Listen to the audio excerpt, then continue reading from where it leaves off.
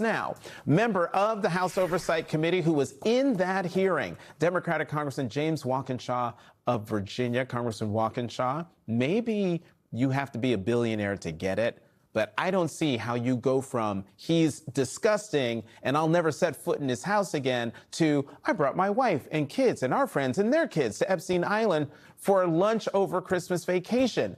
That is the easiest invitation to decline. Why didn't he?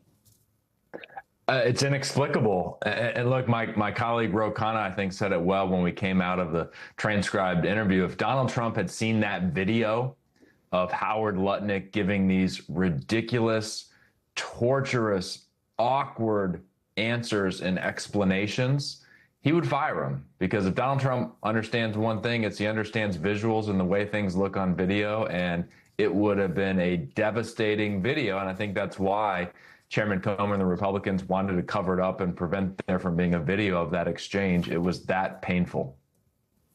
You know, there's a portion of questioning devoted to Howard Lutnick and Jeffrey Epstein and a company called Adfin. What do we need to know about that? Is there more to look into there? Well, that is another one of the meetings between Epstein and Lutnick that Lutnick lied about on the podcast. Lutnick's explanation is, yeah, there was an investment made, but he wasn't directly involved in that decision. I think, look, in the category of people for whom we will have more questions in the future if Democrats have the ability to issue subpoenas and hold real depositions with videos, Howard Lutnick is in that category. And that investment, the business relationship between Epstein and Lutnick, is something we got to ask more questions about.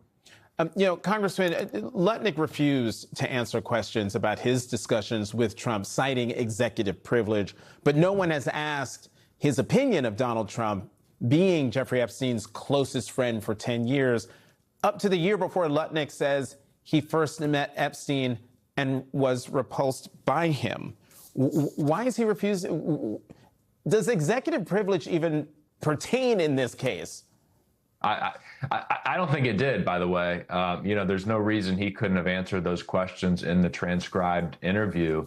He was also asked whether he had any conversations with folks at the White House about the interview and his relationship with Epstein. He didn't want to answer those questions as well. So I think there's a lot more questions that need to be answered. But look, the bottom line here is Howard Lutnick is a member of the cabinet secretary. He flat out lied to the American people. And you were right in the opening, not accused of criminal wrongdoing here. But in my view, if you're a cabinet secretary, you flat out lie to the American people. That is wrongdoing, and he should resign. Congressman James Walkinshaw of Virginia, thank you very much for coming to The Last Word. Thank you. And coming up, Democrats are trying to put some guardrails on Donald Trump's unprecedented corruption as there are new ethics concerns from within the